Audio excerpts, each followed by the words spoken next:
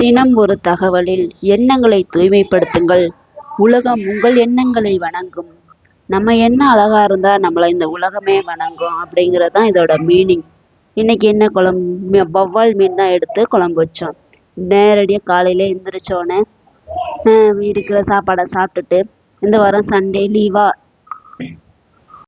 ஞாயிற்றுக்கிழமை லீவுனால சரி ஏதாவது நான்வெஜ் சாப்பிடலாமே அப்படின்ட்டு நேராக மீன் எடுக்கலான்ட்டு மீன் கடைக்கே போயாச்சு. போயிட்டு நம்ம 1 கிலோ மீன் வாங்கியாச்சு, வவ்வால் மீன் வாங்கிக்கிட்டு வந்தோம். நேரடியாக வாங்கிட்டு வீட்டுக்கு வந்தாச்சு. வீட்டுக்கு வர்ற வழியில் பக்கத்தில் நமக்கு தெரிஞ்ச ஜூஸ் கடை ஒரு அக்கா இருந்தாங்க.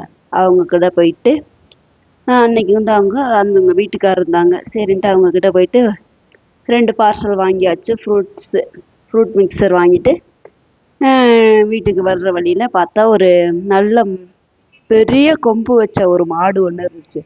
அந்த மாட்டை பார்க்கல அவ்வளோ பயம், பயங்கரமான பயம். சரின்ட்டு கிட்ட போனால் முட்டிருமோன்ற ஒரு பயத்தில் எட்டி நின்று வீடியோ எடுத்துக்கிட்டு அதை பார்க்க ரொம்ப அழகாக இருந்துச்சு, ஆச்சரியமாக இருந்துச்சு. எவ்வளோ பெரிய கொம்பு பாருங்க.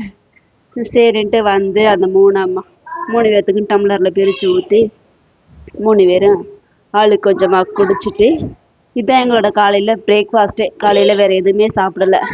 காலையில் எழுந்திரிச்சோன்னே குளிச்சுட்டு சாமி கும்பிட்டுட்டு நேராக கிளம்பியாச்சு மீன் வாங்குறதுக்காகவே. அந்த மீனெல்லாம் சுத்தமாக கழுவி எடுத்து வச்சுக்கிட்டு குழம்பு வைக்க ரெடி பண்ணியாச்சு.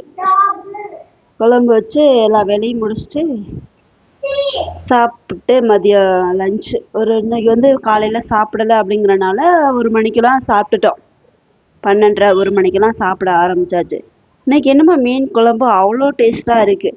அமிர்தான்னு ஒன்று கேள்விதான் பட்டிருக்கிறேன். முதல் டைம் அதை இப்போதான் சாப்பிட்டா மாதிரி இருக்குது அப்படின்னு சொல்லி எங்கள் ஆளு என்னை ரொம்ப பெருமையாக பேசினார். குழம்பு அவ்வளோ டேஸ்ட்டாக இருக்குது அப்படின்னு சொன்னார். நானும் ரொம்ப மனசை சந்தோஷமாக ஆக்கிக்கிட்டு சரின்ட்டு விளையாட்டுக்காக பார்க்குக்கு கிளம்பிட்டோம். ரொம்ப நாளாக எந்திரிச்சோடனே கேட்டுக்கிட்டே இருப்பார், அம்மா வாம்மா பார்க்கு போகலாம்.